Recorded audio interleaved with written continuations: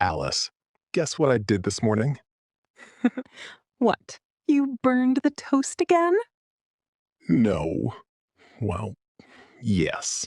But that's not what I'm talking about. Okay, then what? I practiced English while I was making toast. Wait, are you talking to your toaster now? I mean, kind of. But that's exactly the point of today's lesson. Which is? English is everywhere. You don't need a classroom to practice. Everywhere. Really? Everywhere. In your kitchen, on the street, on your phone, at a coffee shop, even in your own head. Okay, now you've got my attention. Show me. So, this morning, I was in my kitchen too. And I caught myself thinking, where's my spoon? in English? Yep, in English. Just in my head.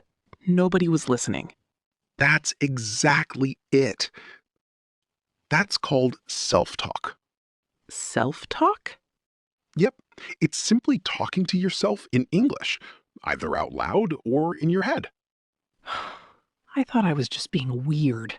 Not at all. It's actually one of the best ways to improve your English. Seriously? Seriously, there's no pressure, no fear of making mistakes, and no one judging you. It's just you and your spoon. My spoon and I have become pretty close. Tip. Here's today's tip. Start naming the things around you out loud. Like what? Anything. Cup, chair, window, door, phone, table. That sounds way too easy. That's the point. Simple things work. Once you're comfortable, add an action. Like, I am opening the door. Exactly. I am closing the window. Perfect. I am holding my coffee. Nice. I am drinking my coffee. Great. I am regretting all my life choices. Okay, that one's a little advanced, but yes, it's still correct. So all I have to do is spend 5 minutes a day narrating my life? Exactly. Just 5 minutes every day. Those small moments add up, and before you know it, thinking in English starts to feel natural. Okay, speaking of embarrassing moments, David, tell them about the coffee shop.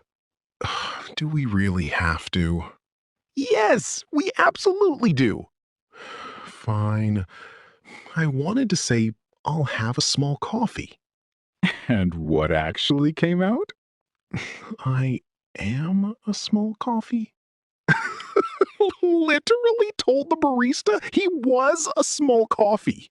The barista just stared at me for a few seconds. I still remember that look. Can we please stop talking about the barista? We are talking about the barista right now. Anyway, the point is that mistakes happen more than okay. Now it's one of our favorite stories. Fine. Your turn. Tell them about the taxi. Oh no, not the taxi story. Yes, the taxi story. Okay. I wanted to say turn left at the light, and instead, I said turn yourself at the light. She accidentally told the driver to turn himself instead of the car. The driver laughed for almost 5 minutes. He's probably still telling that story. Probably. But hey, we both survived. Exactly. 2 embarrassing mistakes and 2 great lessons. Let's see what this sounds like in real life. Imagine you're at a grocery store. Hi, did you find everything okay? Yes, thank you. Just these, please. That'll be $12.50. Can I pay by card? Of course. Go ahead and tap your card. Thanks. Have a good one. You too. Take care. Short, simple, and polite. That's about 90% of what you'll use at a grocery store. No fancy vocabulary needed. Ring, ring. Hey, it's me. Oh, hey, what's up? Not much. Are you free this weekend? I think so. Why? What's going on? I was thinking we could grab lunch together. Sounds great. Where did you have in mind? That new place downtown? Have you been there yet? Not yet, but I've heard really good things about it. Perfect. I'll text you the details. Sounds like a plan. Talk to you soon. See? Phone conversations are usually friendly, simple, and relaxed. You don't need a script. Just be yourself. Now, here's how my coffee order should have gone. Hi, what can I get started for you today? Hi, can I get a small coffee, please? Sure. Is that for here or to go? To go, please. Anything else? No, that's all. Thank you. See? Nobody has to become a coffee. We agreed we weren't bringing that up again. I changed my mind. Before we finish, let's quickly review today's key phrases. Did you find everything okay? Can I get a table for two, please? Do you know how to get to... I'll have the please. Are you free this weekend?